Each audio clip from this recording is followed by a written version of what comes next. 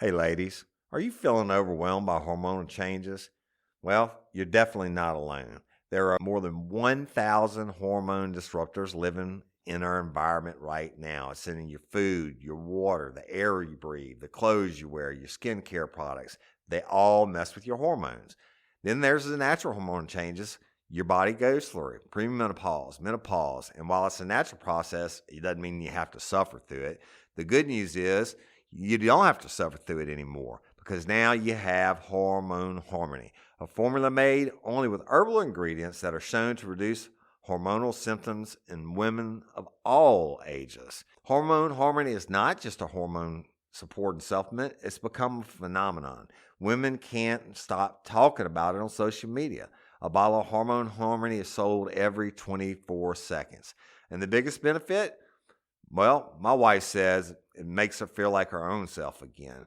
And that's what women mention over and over in the reviews. And there are over 30,000 reviews for Hormone Harmony. And for a limited time, you can get 15% off your entire first order at happymammoth.com. Just use code RLRC at checkout.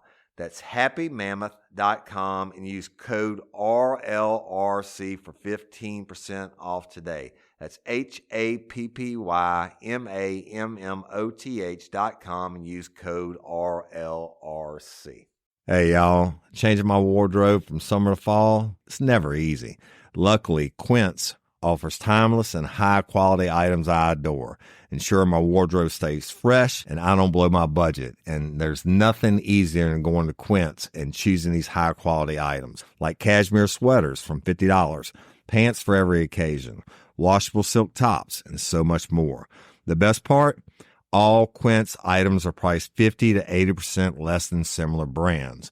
By partnering directly with top factories, Quince cuts out the cost of the middleman and passes the savings on to us. And Quince only works with factories that use safe, ethical, and responsible manufacturing practices and premium fabrics and finishes, and I love that. I got the stainless steel Link Apple Watch band for $59.90. It's heavy duty, it's awesome, and it's like $100 less than I could find anywhere else. And I also got a 100% organic cotton fisherman quarter zip up sweater. The color is alabaster. Man, I can't wait to wear that this fall. And Cindy got the Mongolian cashmere boat neck sweater in heather gray. And I'm telling you, these are classic pieces at a fraction of the price. Make switching seasons a breeze with Quince's high-quality closet essentials.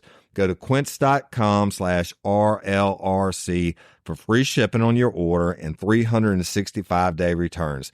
That's QUINCE.com/RLRC to get free shipping and 365-day returns. Quince.com/RLRC. You'll thank me later.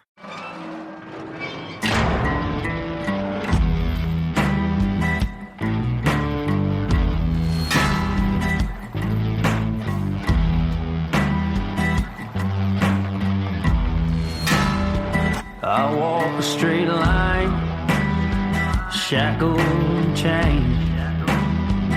Oh, gruesome Gertie is calling my name. There is no mercy in this penitentiary. Just ask the Hill String Gang, or Angola 3. I'm here for life, I'm here to die. Inside these walls, inside the wire. And when the wolf cries, I know it's over. Oh, bloody Angola. Oh, bloody Angola.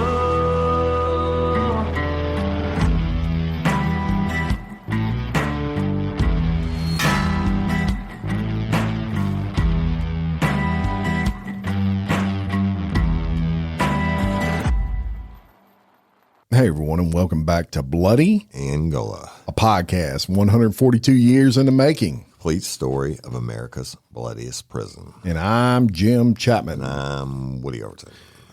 Bloody Angola is going to be fire for the next several episodes. Right. And it's unique. That is a hell of a story. Jim's done all the research on it and everything else. And we have we'll don't let the cat out. We'll tease it throughout the series. Tease it throughout.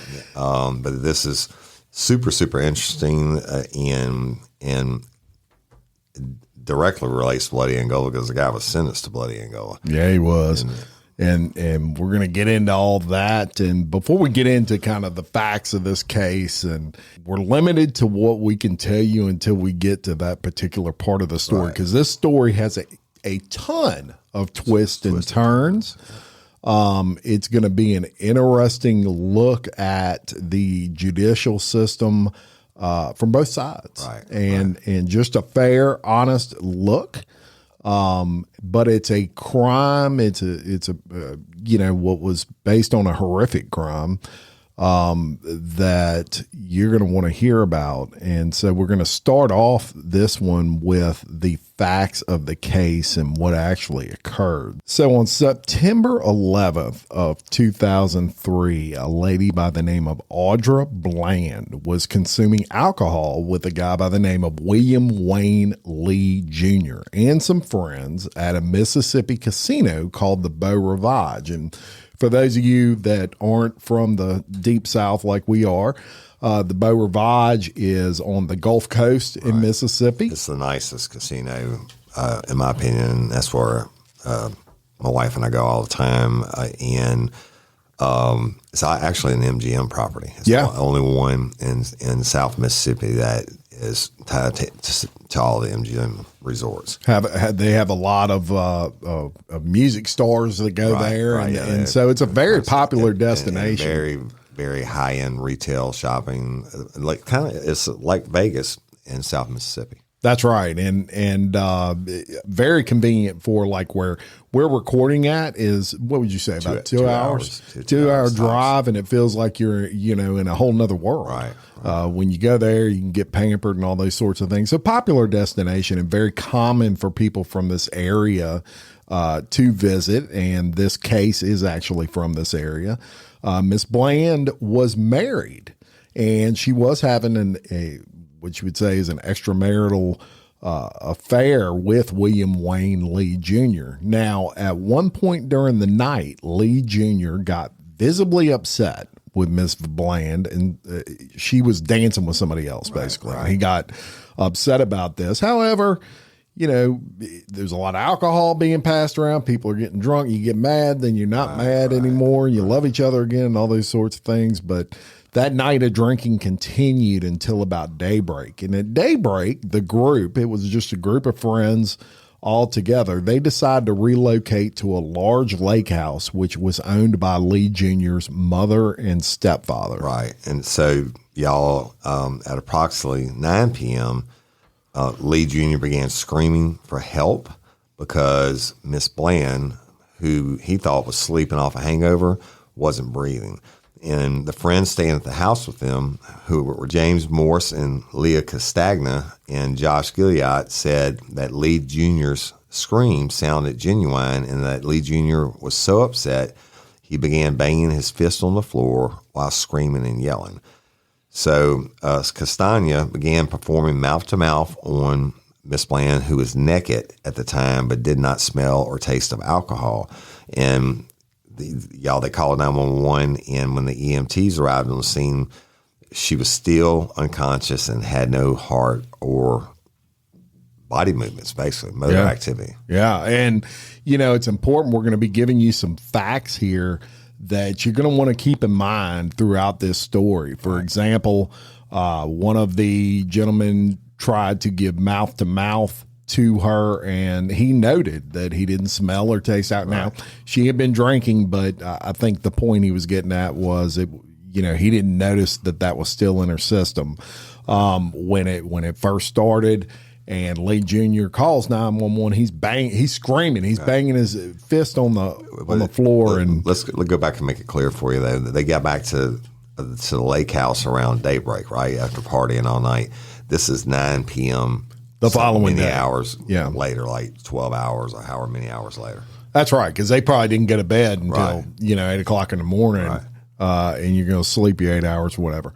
Her body was first examined at 10:53 p.m. So lividity was present, but it was not fixed. And when I asked Woody a couple questions after I get done with this statement, but was not fixed, indicating that she had been dead for 6 to 12 hours. During the 911 call and to the St. Tammany Parish Sheriff's Office investigators, Lee Jr. gave his side of the chain of events leading up to the death.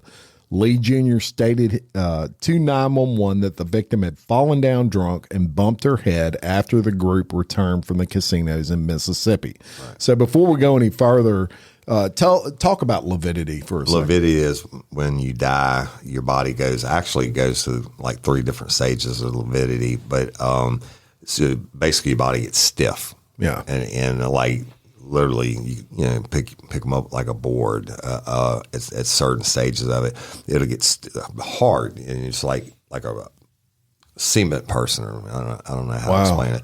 And then as time goes on, it'll loosen up. And then it gets hard again and loosens up, and it's what happens. So that's how they'll determine. They can determine how long you've been down for by the stages of lividity. Yeah.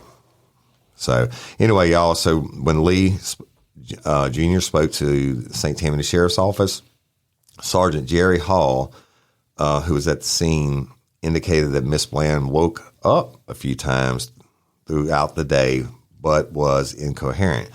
And he claimed he tried to wake the victim up by giving her a bath at 12:30 p.m. Then at 3 p.m., he tried to wake the victim again and noticed she had vomited. During the conversation with the sergeant, Lee Jr. also indicated that he had given Miss Bland a ring, but she recently had given it back to him. The important, and she was already married. Right?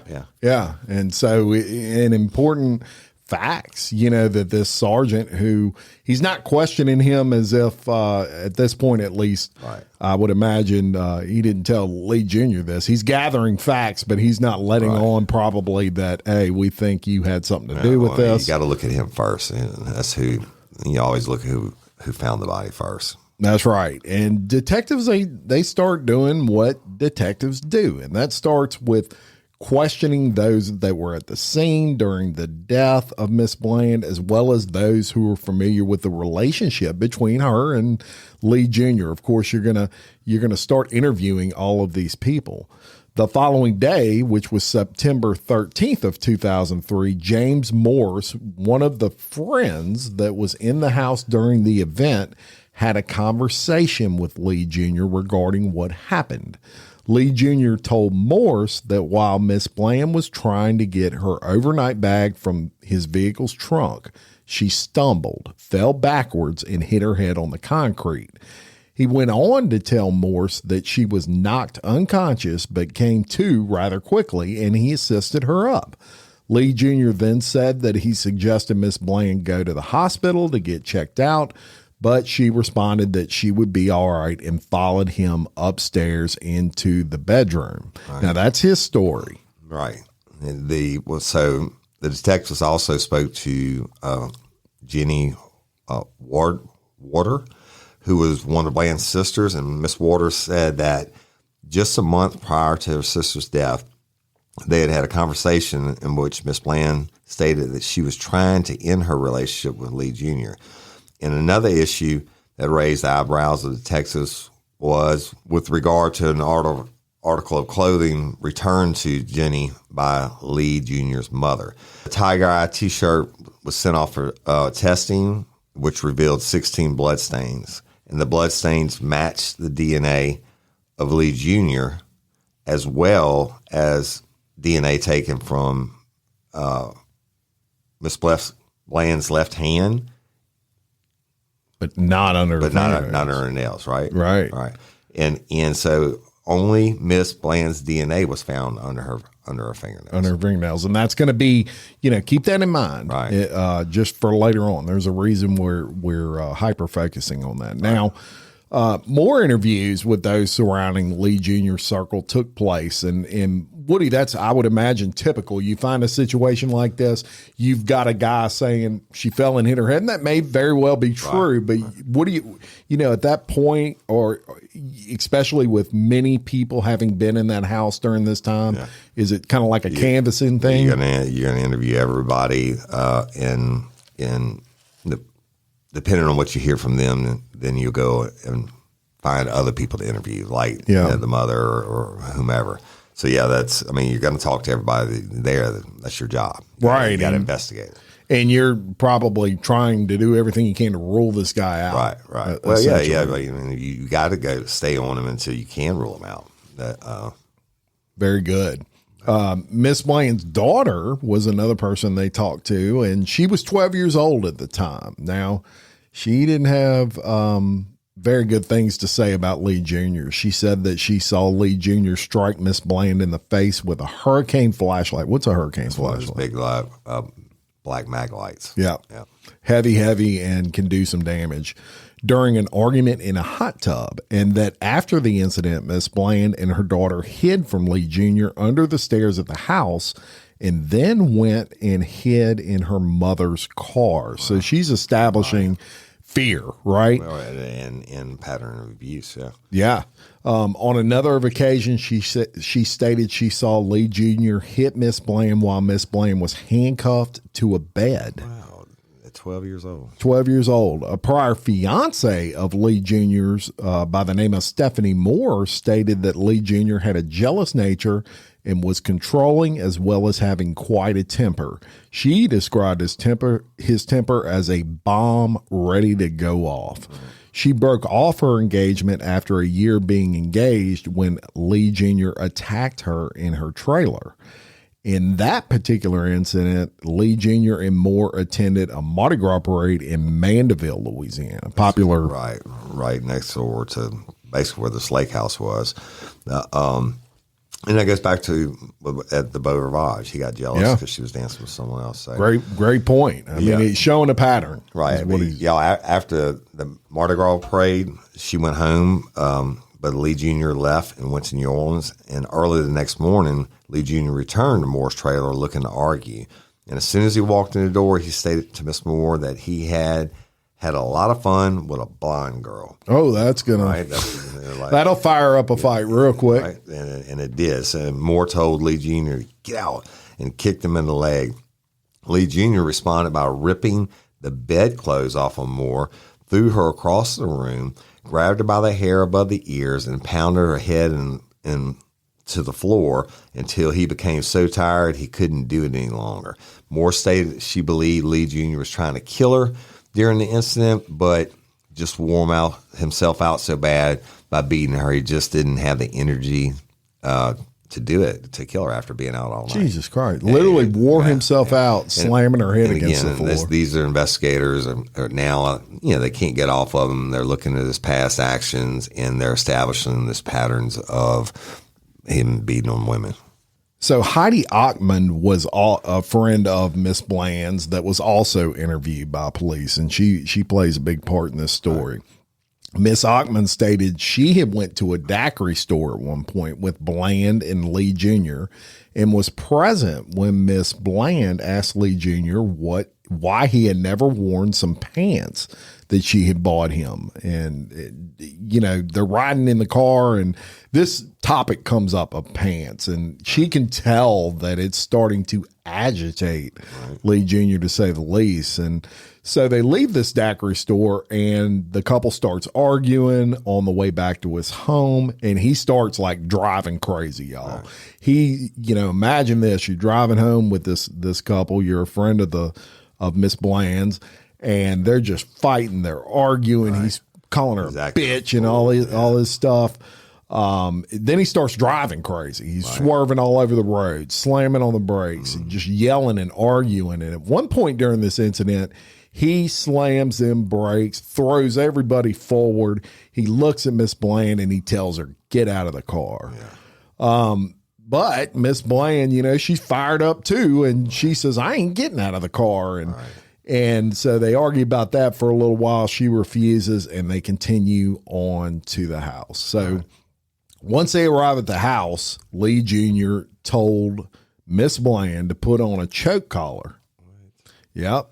Put on a choke collar, and she complied. Now, for those of you that may not be familiar with a choke collar and sadomasochistic, or however they say it, it is like a collar that the harder you pull on it, the more it's going to tighten. Right. So he tells her to put that choke collar around her neck, and she complied. And you can imagine what Miss Ockman's thinking during this. Exactly. But they're, they've been drinking daiquiris. They're probably all buzzing, whatever. Lee Jr. then started asking Miss Bland questions, and every time she did not give him the answer that he wanted, he would pull the choke collar tighter. Shortly thereafter, Miss Ockman stated that Lee Jr. and Miss Bland went into the bedroom, where she said she could hear what she would describe as hustling and screaming in the bedroom, and heard Miss Bland ask that Ockman be allowed into the bedroom. So Lee Jr. opens the door, and he tells Miss Ockman to come into the bedroom and sit on the bed. He basically told Miss Ockman that Bland was being punished, and if Ockman got up to leave, she would get worse punishment than Bland was getting. Crazy. This is what Miss Ockman's telling the police. So Lee Jr. then asked another question of Miss Bland, and when the answer did not satisfy him, he pulled real hard on the choke collar. Hey, y'all, let me tell you about Gobble. All Gobble meal kits are pre-prepped. That means less work for you and less waste in your kitchen.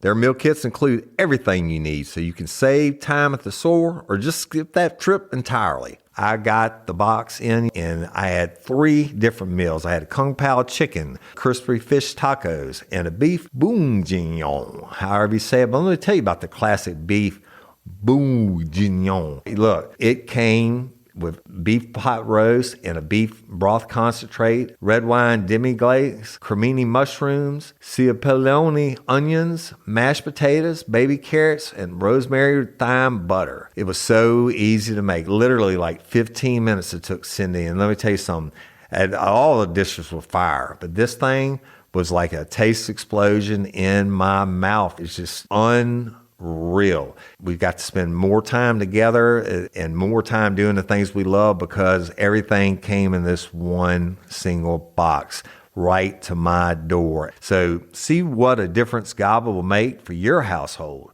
Right now, they're offering my listeners a fantastic limited time deal. You get $120 off across 4 boxes plus free shipping and free cookies. And let me tell you, those cookies, I ate one that was sin baked and it was delicious. Go to gobble.com/real life. That's GOBBLE.com/real life for $120 off your first 4 boxes.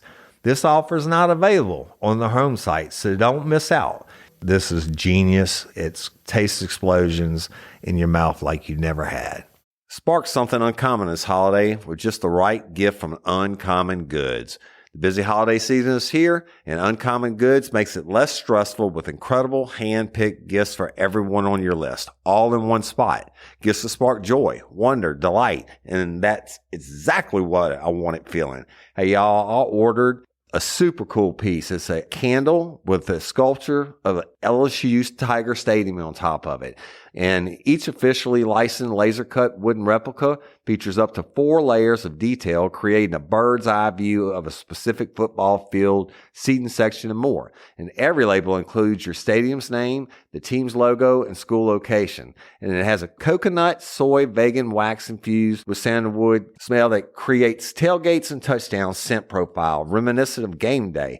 It's invigorating like fresh cut grass and nostalgic like smoke from a pre-game grill, and calming like the crisp autumn air of a new semester on campus.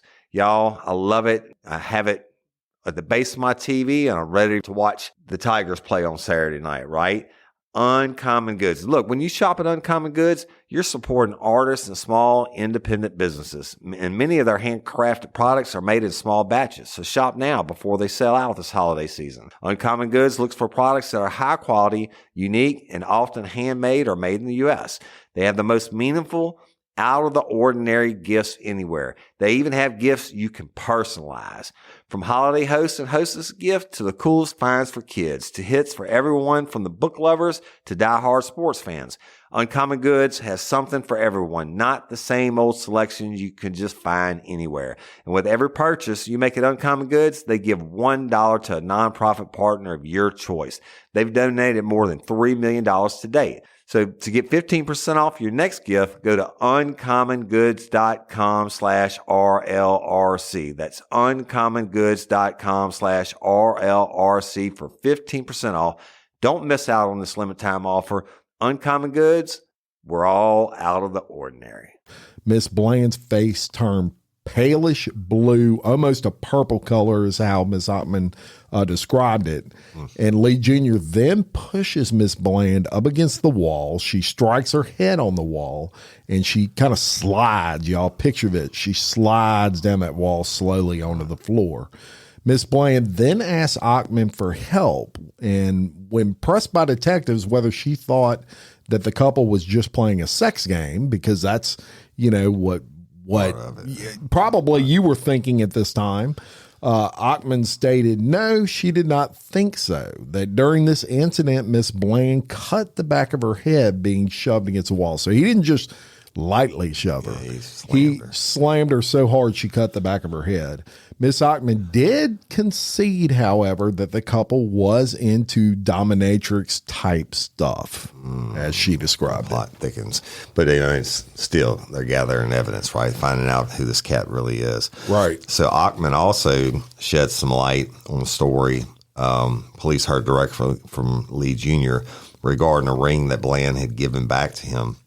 She stated on the night Miss Bland died, Bland was going to a class in Mississippi for a DWI she had gotten, and she mentioned that after the class, her and Lee Jr. were going to go to the casino, but likely it would be the last time they went together as she was considering going back to her husband.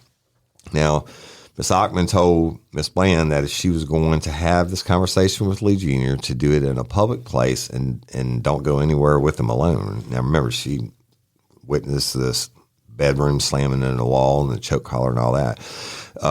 So she was afraid for a friend. Miss Bland then asked if Miss Ockman would babysit her kids while they went to the Beau Rivage, which Miss Ockman agreed. And then when Miss Bland showed up to drop off the kids, she was wearing the same tiger eye shirt that police had found the 16 blood stains on that was linked back to DNA to Lee Jr. So that establishes that the night that she died, she had on the same shirt. She had on the same shirt. Yeah. So the original plan was that Miss Bland would pick up the kids around 12 a.m. She called Miss Ockman during the evening and asked if she could pick up the kids the next day because she was going to go to Lee Jr.'s lake house, and she sounded intoxicated, and Ockman did say she was teetering on becoming a full-blown alcoholic. So, those are important statements because you're not only establishing, throughout this so far, you're establishing Lee Jr.'s, habit patterns, right, and history when it comes to how he treats females, right, and his attitude and anger problems, right, and their history together. Yeah, very good point. And so the police continue on. They're investigating, and they talk to someone named Petra Chapman, who is no relation to me, y'all. I don't know Miss Petra, but was also a friend of Miss Bland's. At approximately 11:30 p.m. that same night, she joined the group at the Beau Rivage Casino in Biloxi, and she saw Miss Bland and Lee Jr. kissing. And also noticed that Miss Bland was wearing that tiger eye shirt that we told you about. She also noticed Miss Bland was wearing a ring. That's important. Right. So at one point during the night, Petra stated she saw Lee Jr. whisper something into Miss Bland's ear, and then he gets up and he leaves the room. And Miss Bland turns to her, y'all, and she basically says, someone is probably upset because I danced with somebody. Right. It probably was. And especially knowing his history now, right. That's not a good thing. And everything else, yeah. So she then tells Petra that Lee Jr. was jealous because she danced with someone else. She kind of confirmed that. After Miss Bland, they talked for a little while with Miss Chapman, and she states she was hungry. So Petra, she says, "Hey, you're hungry? I'm hungry too." And she says, "Why don't you and Lee Jr. meet me at a bar called Avengers?" That Avengers was a bar that also served food. Right. So kind of like a bar and grill. Right. They meet up at that bar, and Petra orders some vodka and orange juice for herself, as well as a glass for Lee Jr. and a glass for Miss Bland. She claims that Miss Bland had very little to drink. She didn't appear intoxicated, and she had no noticeable scratches or bruises. So at this point of the night, she had no scratches, no bruises on her face. Didn't look like she had been fighting. She claims that she didn't look like she was drinking, but she wasn't like falling down drunk, anything like that. They stay, they eat, and she left the couple and went home around 4:00 that morning. Right. So that by her account, she was okay. But after police had questioned so many witnesses, they then combed through their autopsy report conducted by St. Tammany Parish Chief Deputy Coroner Dr. Michael DeFada. He classified the cause of death as blunt force head trauma and listed the manner of death as homicide. Miss Bland had a fatal skull fracture and a large bruise in the middle of her forehead. She also had an hours-old injury on the middle finger of her left hand, consistent with a ring being torn from her finger. Remember, y'all, we told you about the ring earlier. She also had scratch marks on her neck that were only hours old and were most commonly seen when someone had a hand around their neck and was being choked or subdued to some degree. Now, that could go back to Dominique's stuff, but we don't know yet. The scratch marks appear to have been caused by fingernails. He also noted Miss Bland had injuries to her lip, mouth, and nose, and felt the injuries to the victim's face were caused by a compression of some type to the face rather than a fall. Basically, a hand over the face or smothering. He noted as well that the bruising to the forehead was hours old. And according to the doctor, the skull fracture was consistent with added force, such as a push, a punch of some sort, as if someone was on top of her that falls on her as she hits the ground, right? Like you tumble over together. He went on in the report to explain that with an epidural hematoma, one of two things are going to occur. First, the initial impact can cause immediate loss of consciousness, followed by a lucid interval during which an injured person would come back to. That is, until the swelling and bleeding of the brain reaches a critical point, and then the injured would then lose consciousness again, and the brain bleeding would increase. Right? So basically fucked.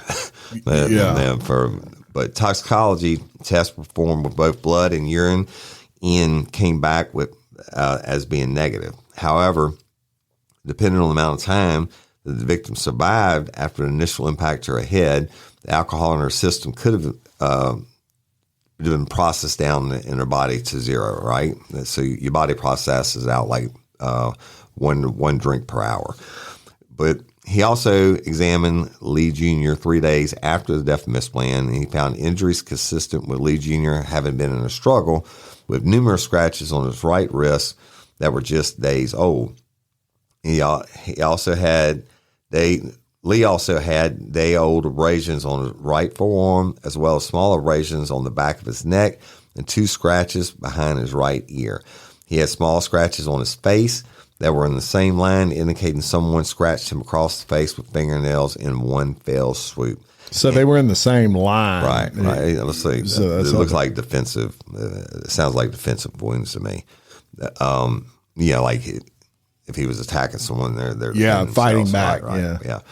So while the doctor conceded no DNA from Lee Jr. was found under the nails of Miss Bland, he stated that because Lee Jr. put her in the bathtub, his DNA could have been washed away. Y'all, DNA is not always there. Even I could scratch you right now, Jim, and I may or may not get it. But, but if I got it, then you're got it, right? But she just didn't have it. It was only her DNA.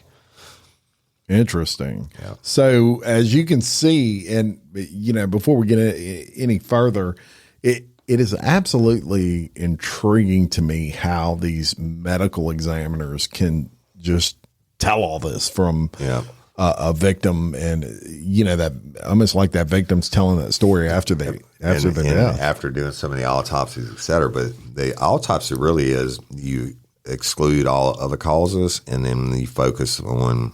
It's kind of like working on a homicide.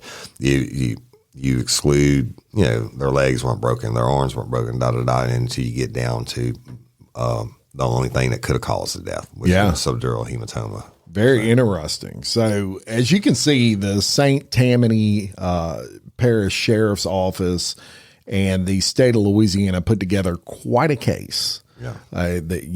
We've talked to all these witnesses. They are establishing a pattern here, and kind of the final nail in the coffin for the defendant in this case, which is Lee Jr., is that this evidence comes back, or the opinion of this medical examiner that is pointing towards a fight. I mean, he's basically saying, I believe that these injuries are consistent with somebody punching somebody, not somebody just falling on the ground. I mean, that's why he listed it as a homicide. And Lee Jr. had all these defensive wounds on him. Remember, we told you earlier that the lady that ate that late dinner with them and had that one drink with them said she saw no injuries on the deceased in this case. So, we're going to continue on, and Lee Jr. gets indicted by a grand jury. This is on October 20th of 2003 on the charge of second-degree murder in the death of Audra Bland. In second-degree, Woody, it means pure life, second-degree murder, because there's no aggravating circumstance. I mean, if I kill you, and it's not during a commission of a robbery or rape or something like that, then it's second-degree murder. Interesting. So the defendant at the trial, he doesn't testify, but the defense presented testimony from a Georgia Bureau of Investigation's Coastal Crime Laboratory medical examiner by the name of Edmund Donahue. And remember what I just told you. The nail in the coffin here was the medical examiner's report, in my opinion. Right. He is laying out that this is a fight. So if you're the defense, you've got to counteract that probably more than anything else. Right. And so Dr. Donahue, he didn't feel that the abrasions on the victim's lips, nose, cheek, neck, and face indicated that she had been smothered or choked. According to Dr. Donahue, the injuries were most likely caused by the efforts to resuscitate the victim. He also opined that the victim's cause of death was an epidural hematoma due to a fracture of the left occipital bone of the skull due to a fall on the back of her head, which would line up with what the defendant had said. Dr. Donahue also claimed it was impossible for a pathologist to tell from the injury to the victim's frontal lobes whether she had fallen accidentally or whether she had been pushed, because the injuries would look exactly the same. So based on the review of records provided to him by the defense, Dr. Donahue indicated it was most likely that after the victim fell, she was carried up to the third floor of the house. It had a small elevator, y'all, and thereafter was taken out of bed and bathed. He stated that that would present an opportunity to bump the victim's head if she were unconscious. So you're carrying someone, they're unconscious, you're struggling to get them, it's dead weight, right? And so you're struggling to get them in a bathtub, maybe you hit their head. Dr. Donahue also said he was confident that the victim died of a fall on the back of the head and not from blows during an altercation. Now, what do you think the prosecution does? They stand up, and the first question they ask is, so are you getting paid? Yeah, exactly. Yeah, this happens in every case. How many cases? They found this guy in Georgia. He's coming to St. Tammany Parish. And that's expert witness, if you will. Right. And he concedes that when asked if he was being compensated by the defense, that he was getting paid $450 per hour or a flat rate of $5,000 per day. Yeah, that doesn't suck. So what they're trying to do, no, that don't. And what they're trying to do there is totally take all the credibility away from his testimony, because what he's saying completely is right. 360 degrees from what the other medical examiner said. I've said to you, that's what he's paid to do, y'all. And I've seen it so many times. But this Lee, like you said, Lee's family must have had some money, because to hire this expert is it's not just the day he shows up at trial. He's got to study it and everything else and be interviewed and deposed and all that. But anyway, many witnesses were called, including everyone we just told you about, and they spoke of the fact of the case that we just told you, everything we just presented to you. So in 2007, William Wayne Lee Jr. was found guilty of second-degree murder for the murder of Audra Bland, and was sentenced to life in prison with no parole inside the wire at Bloody Angola. And y'all, life means life in Louisiana. So y'all, now, you may think that, we've really gotten into this story, but you ain't heard nothing yet. It's crazy. This has more twists and turns than, a roller coaster. It's crazy. The case has set actually quite the precedent that you're going to have to hear to believe, and eventually made its way all the way up to the Louisiana Supreme Court. In the next episode, which incidentally we're going to release on Tuesday, because Thursday is Thanksgiving.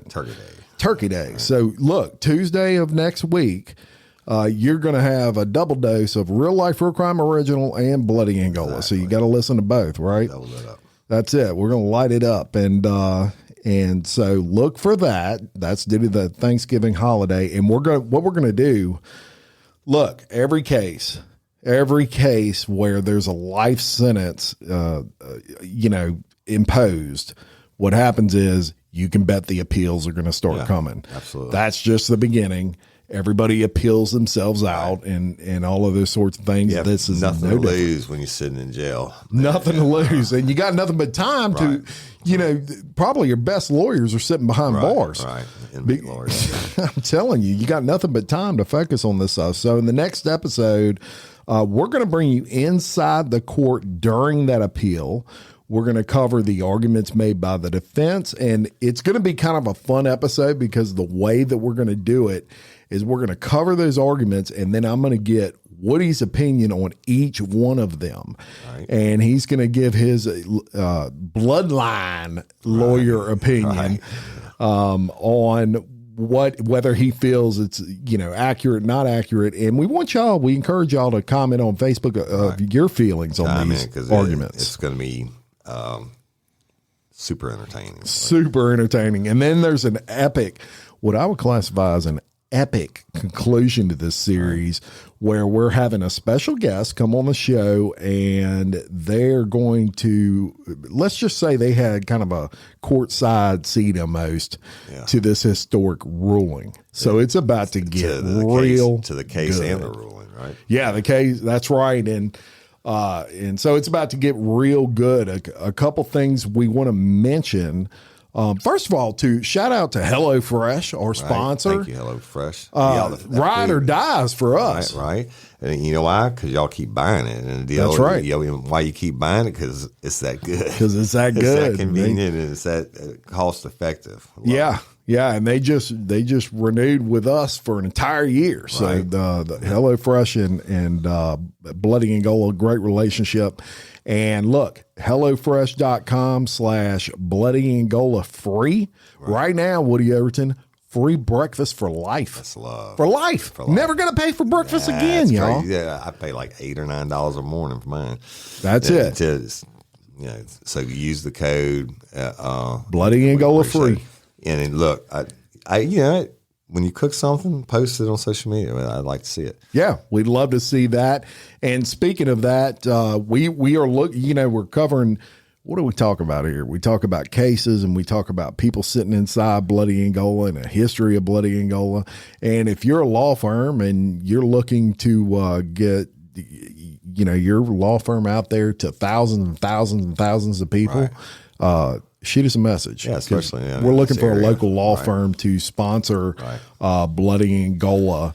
We think that would make a great fit for what we talk about, right? Absolutely. And you get a direct audience. That's right. And so look for that. Look for this next episode. And also, before we get out of here, Real Life, Real Crime Daily, which is something we do together with Mike Agavino. Right now, we're Mondays, Wednesdays, Thursdays, and Fridays, 4 days a week. Right. We talk about current crime all the time. Different segments and everything else. And y'all go check that show out also. And Real Life, Real Crime Originals drop on Tuesday also. And, so go check it out if you hadn't listened to it. And love and appreciate y'all.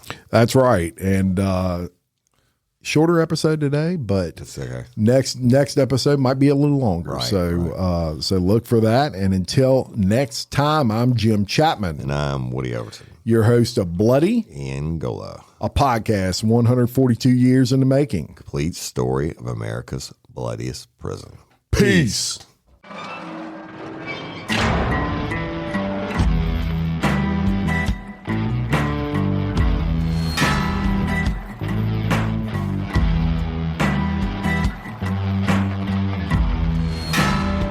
I walk a straight line, shackled and chained. Oh, gruesome Gertie is calling my name. There is no mercy in this penitentiary. Just ask the Hill String Gang, a ring